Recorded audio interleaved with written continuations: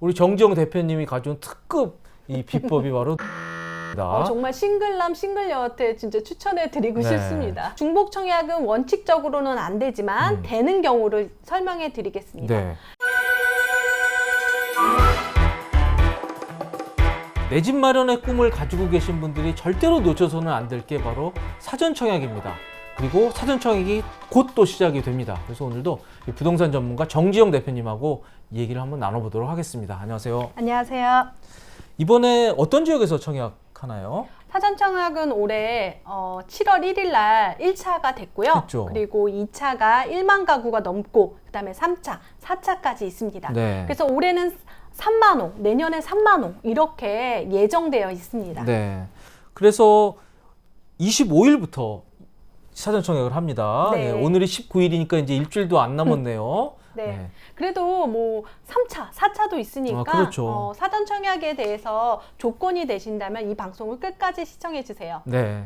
이번에 관심 가질 만한 데는 어딘가요? 2차에는 정말 다양하게 있는데요. 네. 그 중에서도 남양주 왕숙 2, 네. 그러니까 왕숙 1과 2가 있는데요. 왕숙 2는 바로 경의중앙선을 끼고 있는 지구입니다. 그리고 성남에 산 많은데요. 복정 2지구, 신촌, 낙생지구, 뭐 의정부, 그 다음에 검단 신도시 있잖아요. 네. 검단하고 파주 운정 신도시도 사실 2기 신도시인데 거기에서도 사전 청약이 있습니다. 그렇군요. 그리고 이제 우리가 제일 선호하는 게 사실 84제곱이잖아요. 네. 이게 이번 물량이 한 4분의 1 정도 이렇게 나오니까 실수요자분들은 관심을 가지셔도 괜찮다는 생각이 듭니다. 네. 그리고 이번 택지지구라든지 3기 신도시는 특징적으로 정말 교통 여건이 상당히 좋거든요. 네. 다양하게 교통망하고 연계가 되고 있습니다. 네. 그래서 가장 먼저 저희가 얘기를 해봐야 될 부분이 바로 이 신혼희망타운이라는 겁니다. 이 네. 정부가 아주 집중적으로 밀어주는 게 바로 이제 신혼희망타운이거든요. 자, 어떤 겁니까? 신혼희망타운은요 100% 특별 공급이라고 생각하시면 되겠습니다. 네. 특별한 사람만 하는 거죠. 그러면 그 특별한 사람은 누구냐? 여러분이 될 수 있습니다. 신혼부부 특공, 그러니까 신혼부부고요. 그 다음에 한부모 가족. 한부모 가족 같은 경우에는 우리가 자녀를 홀로 키우는 그런 가족 구성원이 되겠고요. 네. 그 다음에 예비 신혼부부도 돼요. 그러니까 지금 결혼 안 했다고 특별 공급 안 된다고 생각할 수도 있지만 여러분 신혼희망타운에는 가능합니다. 근데 이렇게 결혼하기로 했다가 또 깨지기도 하고 그러잖아요. 청첩장 그러면 찍었다가도. 취소되는 거예요. 취소되는 끝까지 거예요? 가져가셔야 네. 됩니다. 네, 끝까지 헤어지면 안 됩니다. 손잡고 식장에 네. 들어가야 됩니다. 네. 사전 청약에서는 공공분양과 신혼희망타운이 있는데 이번 2차에는 신혼희망타운이 많더라고요. 네. 특히 낙생지구라든지 복정 2지구는 아예 신혼희망타운이니까 정말 성남에 거주하시는 분이라면 꼭 낙생하고 성남 복정 2지구를 노리셔야 됩니다. 네. 이 낙생이 분당 판교하고 되게 가까운 데죠. 대장지구랑도 가깝습니다. 대장지구. 그 유명한 대장지구. 네. 그리고 복정투는 위례신도시하고 바로 붙어 있는 데입니다. 그래서 네. 굉장히 입지가 좋은 데인데 이걸 전부 다 신혼희망타운으로 공급을 하겠다는 겁니다. 그런데 신혼부부 특공하고 신혼희망타운하고 약간 다른 점이 있습니다. 뭐 네. 소득 기준도 있고요. 그 다음에 뭐 저축, 청약통장도 비슷비슷하지만 조금 디테일하게 보시면 되겠습니다. 근데 소득 구간은 있다. 그리고 자산 기준이 특별하게 있습니다.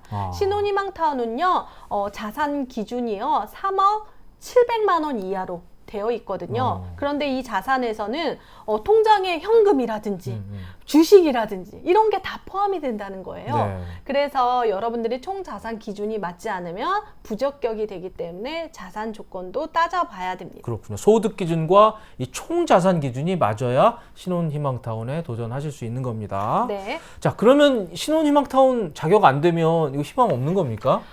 신혼희망타운은 100% 특별 공급이라고 하지만 공공분양도 아까 있다고 그랬잖아요. 네. 공공분양에서는 특별 공급과 일반 공급이 이렇게 배정이 됩니다. 그렇죠. 그러니까 신혼희망타운이 안 되더라도 이렇게 공공분양이 될 수 있다라는 거죠.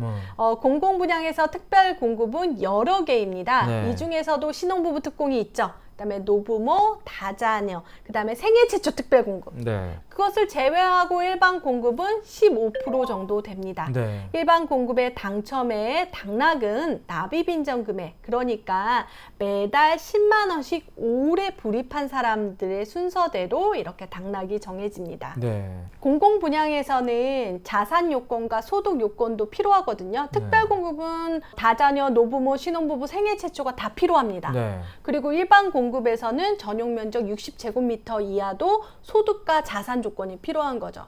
그래서 소득과 자산은 5개 생각하면 됩니다. 다자녀, 노부모, 신혼부부 생애 최초 일반 공급의 60제곱미터 이하 네. 이렇게 생각하시면 되겠는데요. 그 소득 조건은 각 다른데 다자녀는 120% 이하, 노부모 부양도 120% 이하, 신혼부부 같은 경우에는 맞벌이 기준으로 해서 140%까지 좀 생애 완화해놨네요. 최초도 마찬가지입니다. 그렇게 돼서 좀 완화됐어요. 그래서 신혼부부랑 생애 최초 같은 경우에는 소득 조건이 완화되고 네. 또 이제 나중에 또 완화된다는 소식도 있더라고요. 그래서 계속해서 자신의 소득을 체크해야 되고, 그리고 여기서는 부동산과 차량, 그러니까 자산에 또 구간이 있습니다. 그런데 차가 여러 대 있는 사람은 또 합산되는 거 아니야? 아닙니다. 제일 비싼 차량의 가액만 딱 그 커트라인이 미치면 되는 거죠. 여기서 무엇을 하면 좋을까 생각하면 지금 퍼센테이지로 보면은 제일 큰 거를 해야 된다고 생각하지만 노부모 부양특공을 잘 모릅니다. 노부모 부양특공 같은 경우에는 부모님하고 같이 모시고 사신 사람들에게 특별하게 혜택을 주는 건데 네. 만 65세 부모님 그런데 3년 동안 같이 부양을 해야 되는 거죠. 그래서 제가 추천드리면 그래도 그 전부터 모시고 계시면 좋지만 적어도 만 62세부터는 3년 동안 해야 되니까요. 같이 부양하시고, 여기서 특별 공급하고 일반 공급, 공공 분양과 사전 청약은요 정말 무주택자가 기준입니다. 네. 그래서 부모님도 집이 없어야 된다는 거죠. 그런데 여기서 그러면 당락은 어떻게 될까? 똑같이 일반 공급과 같이 납입 인정 금액입니다. 네. 그래서 제가 분석한 결과 납입 인정 금액하고 노부모 부양 특공하고는 거의 360만 원 이상 차이가 난다는 거죠. 그러니까 내가 떨어질 점수이지만 떨어질 납입 인정 금액이지만 노부모로는 또 될 수 있기 때문에 네. 지금이라도 여러분 여기에만 해당되는 게 아니라 사전 청약만 되는 게 아니라 뭐 민간 분양이라든지 공공 분양에서도 노부모 부양 특공이 있거든요. 네. 제 수강생 사례로는요 정말 그분 같은 경우에는 싱글 남자였어요. 그런데 노부모하고 같이 3년 동안 사신 거예요. 그래서 당장 노부모 부양 특공이 됐다는 걸 그 자리에서 안 거죠. 근데 지금 그런 분들도 많을 겁니다. 그래서 다른 것들은 약간 제약 조건이 있지만 노부모 부양 특공은 만들어져 있는 경우도 있고 만들 수도 있다라는 거죠. 그렇군요. 우리 정지영 대표님이 가져온 특급 이 비법이 바로 노부모 부양 특공입니다. 정말 싱글남 싱글녀한테 진짜 추천해드리고 싶습니다. 비율이 5%라 작아가지고 그냥 제낄 수 네. 있는데 요거 한번 잘 연구해 보시기 바랍니다. 네. 자, 그리고 우리 사전 청약이 정말 이게 궁금증이 많습니다. 저희 지난번 컨텐츠 올린 다음에 너무나 많은 분들이 질문을 주셨는데 제가 또 답글을 달아드렸지만 미처 달지 못한 것들도 있거든요. 네. 그래서 오늘 특별히 정말 궁금한 얘기들을 다시 한번 정리를 해드리겠습니다. 자, 우선 중복 신청이 가능한지 굉장히 많이 물어봅니다. 중복 신청이라는 건 여러 개를 한다는 거잖아요. 네. 그런데 같은 회차, 그러니까 2회차잖아요. 지금 네. 지역 간 중복 청약은 안 됩니다. 안 되는 거죠. 네, 그러니까 한 곳만 된다라는 거죠. 그런데 여기서 신혼희망타운과 특별공급, 뭐 일반 공급 그거 중에서 되는 것도 있고 안 되는 것도 있습니다. 그래서 여기서 중복 청약은 원칙적으로는 안 되지만 되는 경우를 설명해 드리겠습니다. 네. 신혼희망타운을 내가 복정이 아까 낙생 좋아서 그거를 신청을 했어요. 네. 그리고 나서 특별 공급으로 신혼부부 특별 공급을 한다? 안 됩니다. 같은 특별한 거는 안 된다라고 생각하면 됩니다. 네. 그렇지만 내가 신혼희망타운을 하고 그 다음에 공공분양의 일반 공급, 그러니까 지금 파주 운정이라든지 검단 좋다고 했잖아요. 일반 공급 여기는 가능합니다. 일반 공급은 되는군요. 네. 네. 그래서 특별과 특별은 안 된다라고 생각하시면 되겠습니다. 특별만 겹치지 않으면 되는군요. 그러니까 네, 특별과 일반은 된다라는 거고요. 그런데 일반 공급에서 그러면 다 파주 운정하고 검단한다. 아까 중복 청약 안 된다고 되는 그랬죠? 거죠. 안 네. 됩니다. 단 한 예, 곳만 예. 된다라는 거 기억하세요. 예. 그리고 이제 사전 청약 당첨되면 다른 청약을 못 하나요? 이 다른 청약 같은 경우에는 우리가 일반적으로 알고 있는 본 청약을 얘기를 하는데요. 네. 사전 청약에 당첨되고 나서 본 청약은 가능합니다. 네. 내가 당첨됐다고 해서 청약 놓치지 마시고요. 다른 청약도 한번 도전해 보세요. 아까 파주운전과 검단신도시는 지금도 일반 청약, 본 청약을 하고 있습니다. 네. 그러니까 사전 청약 돼도 다른 주택들 본 청약은 당연히 가능한 겁니다. 네, 청약은 가능합니다. 네. 그리고 뭐 집을 사는 것도 가능하고요. 집을 사는 건 안 됩니다. 아. 집을 사면요, 청약은 사전 조건이- 청약이 무효가 되는 거죠, 그러니까. 네, 사전 청약은 무효가 됩니다. 아. 왜냐하면 사전 청약은 집이 없는 사람에게 특별하게 혜택을 주는 거였잖아요. 네. 그래서 만약에 집을 매수한다고 하면 사전 청약은 무효됩니다. 네. 아까 근데 본 청약에 당첨되잖아요. 그러면 사전 청약도 무효됩니다. 네. 두 개는 가져갈 수 없어요. 그렇죠. 그리고 이제 소득 요건이 뭐 비록 좀 완화된 부분도 있지만 여전히 소득 요건 때문에 못 하시는 분들도 있는데요. 네. 이게 사전 청약 당첨될 때는 분명히 이게 기준이 됐는데 그 후에 뭐 자기가 승진해서 연봉 그렇죠. 올랐다. 그거 어떻게 해요? 본 청약 되면은 사실 사전 청약하고 나서 본 청약하고 그리고 입주까지 되는데 본 청약에도 기준이 있을 거 아니에요. 네.